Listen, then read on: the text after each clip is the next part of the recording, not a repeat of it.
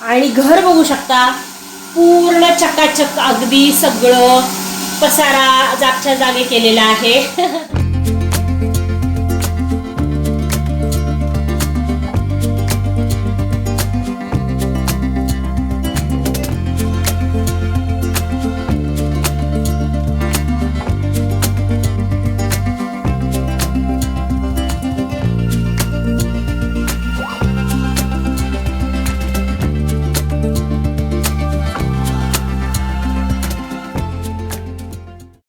माझ्या लाडके मित्रमैत्रिणींना कसे आहात सगळेजण. आपल्या सीमा झेंडे ब्लॉग्स या चॅनलमध्ये माझ्या सगळ्या लाडके मित्रमैत्रिणींचे मनापासून स्वागत करते.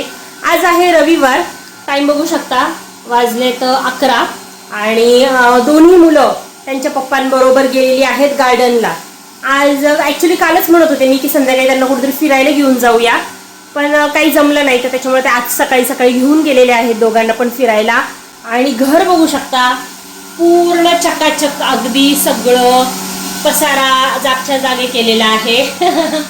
ही गादी आहे मुलांना इथं खेळायला झोपायला लोळतात बिचारे त्याच्यावर मस्तपैकी. आणि सगळं घर बघू शकता पसारा मुक्त आहे, पसारा मुक्त, कुठेही काहीही दिसणार नाही तुम्हाला. अर्धा तास झालं मी आवरत होते, फक्त पसारा, इतका पसारा घालतात. आणि जेव्हा मुलं नसतात ना तेव्हा असं माझं घर छान असतं, आणि मुलं आल्यानंतर परत आहे तेच होतं. आणि पिठाची गिरणी लावलेली आहे, सकाळी सकाळी जास्त दळण आलेलं आहे. आणि आज ना मी चिकन करणार आहे. रात्रीच मी ना चिकन वगैरे घेऊन आली आहे, मॅरिनेट वगैरे करून ठेवलं होतं. आता जस्ट आंघोळ केली, सगळा पसरा आवरला, पहिलं नाश्ते पाणी करून त्यांना घालून दिलं. आता देवपूजा करायची आणि मग चिकनला हात लावायचा.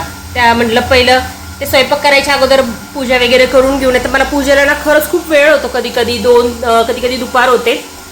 तर असं आता ना काय झाले माहिती का, माझा ना माईक बिघडलाय, स्टँड बिघडलेत सगळे शूटिंगचे. त्याच्यामुळे ना फक्त हातावर मला मोबाईल पकडून सगळं शूटिंग घ्यावं लागत आहे आणि मोठ्यांदी बोलून आवाज तुमच्यापर्यंत पोहोचवावा लागत आहे. माईकच माझा तुटला, त्याची जी पिन असते ना ती तुटली. तर असं आता सगळं नवीन घेणार आहे मी. आजच्या व्हिडिओमध्ये खूप काय काय बघायला मिळेल. आणि कसं होतंय ना, रोज करते मी शूटिंग, पण रोजच्या रोज मला टाकायलाच होत नाहीये. माझी नेहमीची बोंब आहे ती. कन्सिस्टन्सीच मला मेंटेन करता येत नाहीये. पण असं जे काही प्रेम तुम्ही आपल्या व्हिडिओवर करताय ते करत राहा. आणि चहा प्यायला या. मगाशी थोडा चहा राहिला होता. मी काय करते, 1 कप चहा करते सकाळचा, अर्धा कप तेव्हा पिते आणि अर्धा कप नंतर पिते आंघोळ झाल्यावर. अशी माझी सवय आहे, अशी माझी खोड. आणि संध्याकाळी पण मी तशीच करते. 1-1.5 कप चहा करायचा, 4-5 वाजता प्यायचा आणि राहिलेला चहा 7 वाजता प्यायचा. मला असं खूप सवय आहे. तर असं चला आजचा व्लॉग कंटिन्यू करूयात. काही जणांच्या घरात आहे ना रोज म्हणजे आठवड्यातून ॲटलिस्ट 2-3दा तरी नॉनव्हेज असतं. पण माझ्या इथं आहे ना क्वचित म्हणजे नॉनव्हेज केलं जातं. एक तर 15 दिवसातून एकदाच केलं जातं किंवा एखाद्या रविवारी केलं जातं.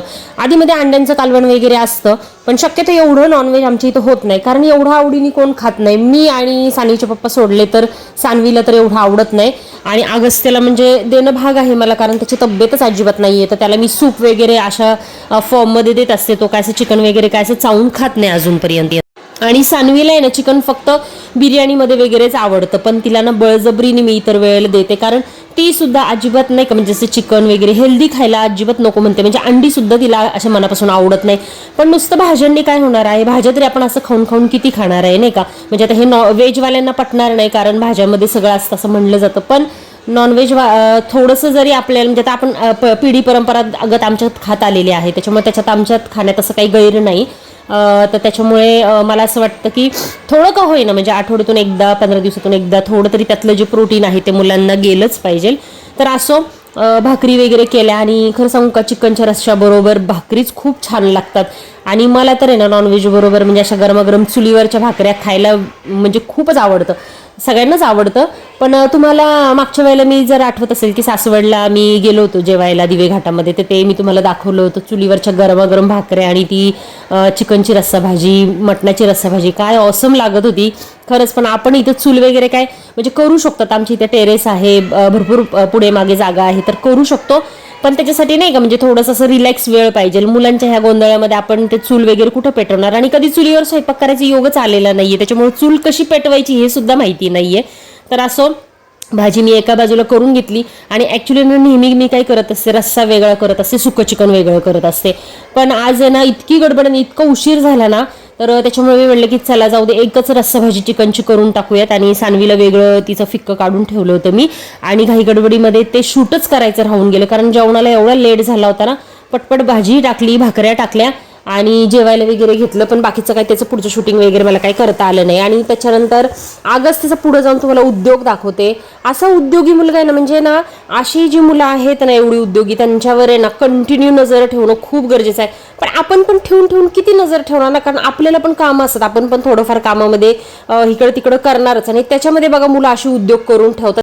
जरा थोडं मी किचनमध्ये काय करायला गेलं की ह्याच्या बाहेर काही ना काहीतरी ह्यांनी उद्योग करूनच ठेवायला पाहिजे. आणि हे एकच नाही, अशा अनेक पराक्रम त्यांनी केलेले आहे. मी अजून पुढच्या व्हिडिओमध्ये तुम्हाला सांगेलच. पण हे बघा त्यांनी काय केलेलं आहे. तू काय केलं? लावलं. हे बघा, हे पोरांनी बघा उद्योग, परमनंट मार्कर आहे हा. हे बघा परमनंट मार्कर आहे आणि पूर्ण तोंडाला लावून घेतलं. बाबू असं नाही लावायचं. हात बघू. हे बघा हाताला तोंडाला सगळं, हे बघा नाही का. आता कसं काढायचं परमनंट मार्करचं, कसं काढायचं आता मला गुगल करावं लागल. बघ बघ कसं दिसतंय बघ बरं. असा उद्योग करतो बघा. नकटो आणि नाकाला. थांब डॅडाला फोन करून सांगू. तुम्हाला खरं सांगते, अगस्त्यच्या जन्मानंतर आहे ना माझं लाईफ परत रिवाइंड झालेलं आहे.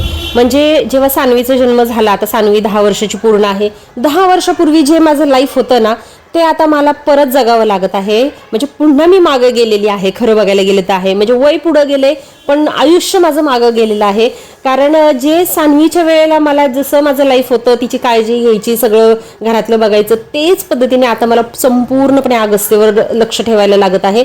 फरक फक्त एवढाच आहे, सानवीचे उद्योग जरा कमी होते, ती जरा थोडी शांत होती. डोक्याला पण लावलं देवा. आणि अगस्त्य खूपच जास्त द्वाड आहे. आणि त्याच्यामुळे ना मला तो डिफरन्स असल्यामुळे ना मला अगस्त्यला खरंच मॅनेज करणं खूप अवघड जातं.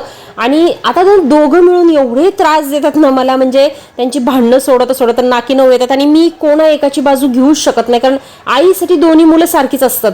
तिची बाजू घेतली की त्याला राग येतो, त्याची बाजू घेतली की तिला राग येतो. म्हणजे दोघांच्या मध्ये ना माझं सँडविच झालेलं आहे पूर्ण.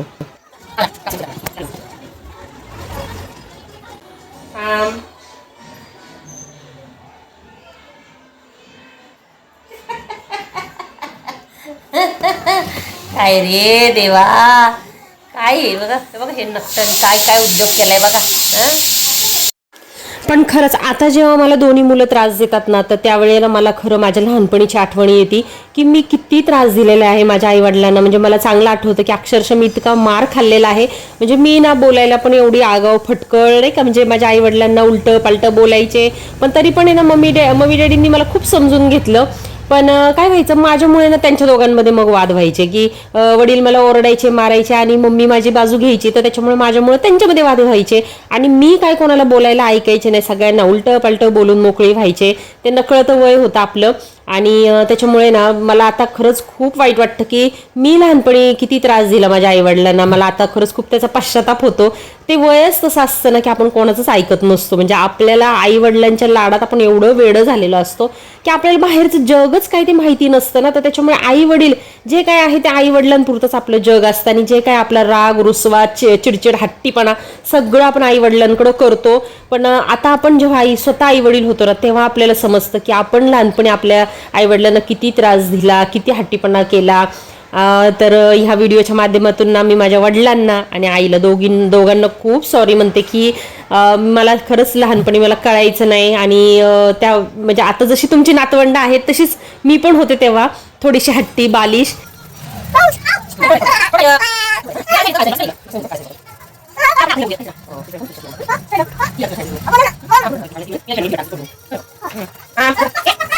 आणि त्यामुळे तुम्हाला खूप त्रास दिलाय. तर त्या मम्मी पप्पा मला खूप म्हणजे सॉरी, मला असं आता फील होतं. आणि आता मी अनुभव घेते की मुलांना मोठं करणं, लहानाचं मोठं करणं सोपं काम नाहीये. आणि आताची पोरं तर जास्तच आगाव आहे. आपण तरी थोडं म्हणायला गेलं तर शांत होतो, एकदा खायला प्यायला दिलं की आपण आपलं खेळायचो. पण आताची मुलं तर त्याच्या वरचढ आहे. तर अवघड आहे बघा मुलांना सांभाळणं. म्हणजे माझ्याच मुलांचं मी म्हणत नाही, पण इतर पण मी आजूबाजूला जी मुलं बघते किंवा आत्ताच्या समाजातली जी मुलं आहेत ती जेवढी हुशार आहे, जेवढी छान आहेत, तेवढीच आई वडिलांना म्हणजे काळजी सुद्धा करायला लावतात, म्हणजे दोन्ही बाजूने आहेत, हुशार पण आहे, छान पण आहेत, पण त्यांची काळजी पण तेवढीच घ्यायला लागत असते. तर असो हा एक आई म्हणून माझा अनुभव आहे. तुमचा अनुभव काय आहे मला नक्की सांगा. तुमची मुलं कशी वागतात मला नक्की सांगा. म्हणजे हट्टी आहेत का गुणी आहेत हे दोन्ही मला सांगा. आणि मग कितीही काही असलं तरी आपण आई आहोत आणि आई वडिलांसाठी दोन्ही मुलं आपली सारखीच असतात.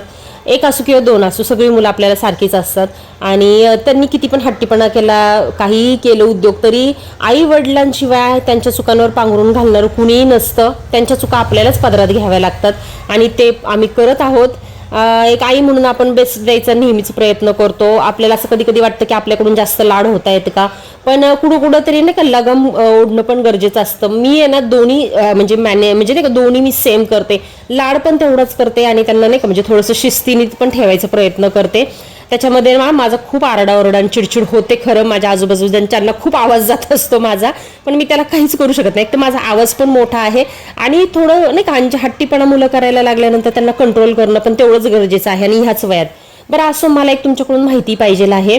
मुलांना असे त्यांच्या म्हणजे एक लाईफ कोच किंवा नाही का संस्कार वर्ग असं जर तुमच्या नजरेत कुठे असेल आपल्या पुण्यामध्ये तर प्लीज मला नक्की सांगा. कारण आता ना उन्हाळ्याच्या सुट्ट्या येत आहे आणि सानवीला मला नाही का उन्हाळ्याच्या सुट्टीमध्ये अशा शिबिरांना पाठवायचं आहे जिथे तिला चांगले संस्कार काहीतरी छान असं शिकायला मिळेल, जेणेकरून तिच्या व्यक्तिमत्वामध्ये बदल होण्यास मदत मिळेल, काहीतरी चांगलं शिकायला मिळेल. असं जर तुम्हाला कुठे छान असे संस्कार वर्ग किंवा चांगलं काहीतरी माहिती असेल ना की शिबिर वगैरे होणार आहे तर प्लीज मला नक्की सांगा. मी आता सर्च करत आहे गुगलवर वगैरे, पण मला ना असं चांगलं काही सापडत नाहीये. श्री रविशंकर यांचं एक इन्फ्लुएन्स काहीतरी असं एक कोर्स आहे, इन्फ्लिमेशन कोर्स काहीतरी असा आहे की ज्याच्यात आहे ना मुलांची आत्मशक्ती, सिक्स सेन्स जागृत करायचं तो काहीतरी कोर्स आहे. पण त्याचं 10,000 रुपये प्राइस आहे बघा. कोथरूडला वगैरे अशा 5-6 शाखेमध्ये आहे.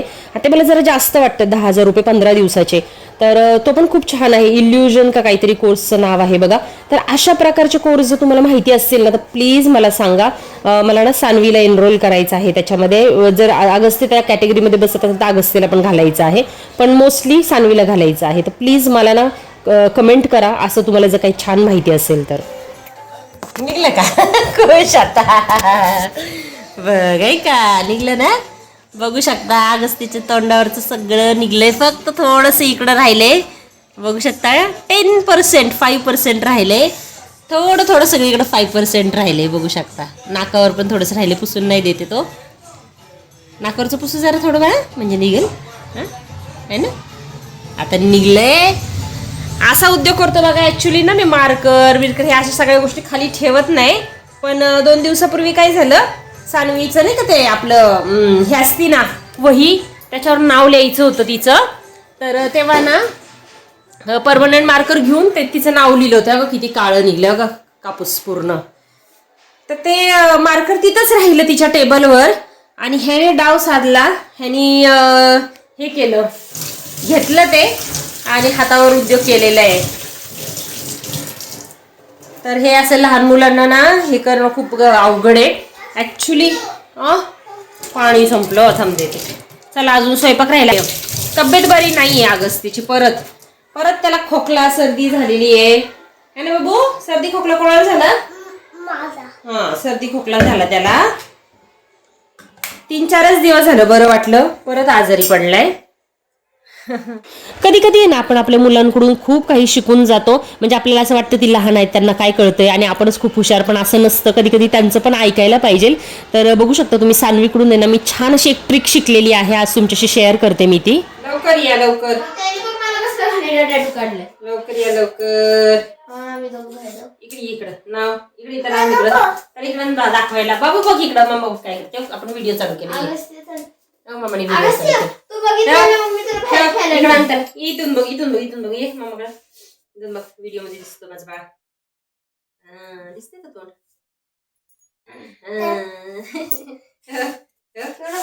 वाव कसलं लाल लाल आहे. वाव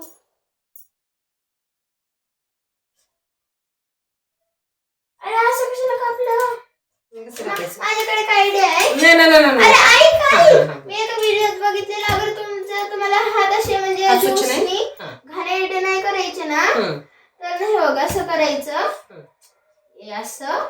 हा मग म्हणजे हे बघ, हे असं घ्यायचं. हळू हे कापल राहू दे, बोल. असं असं जर करायचं, स्क्वेअर असे छोटे छोटे असं घेतलं ना, असे आपल्याला असं लाईन सारखं ते खायला भेटतं. मग काय अच्छा. तसं करणार. ह्यानी थांब सर. मी इकडे दाखवते. माहिती मला ऐकून एकच होतं, ते काय फरक नाही पडत. तसे काप. आता असे उभे कापत जा. ओके. आता तसं हे असं इथे सगळीकडे कर. माहिती मला असं ना. थांब सर. हा तसं. तू तिकडे माझा कॅमेरा झाकू नकोस. ठीक आहे. हा असंच. हा असं. हा असं.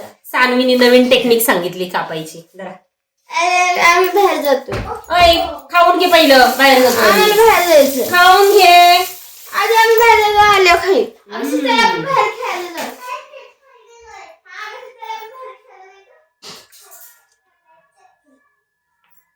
आम्ही जातो. खाऊन जा ना. नंतर खायला.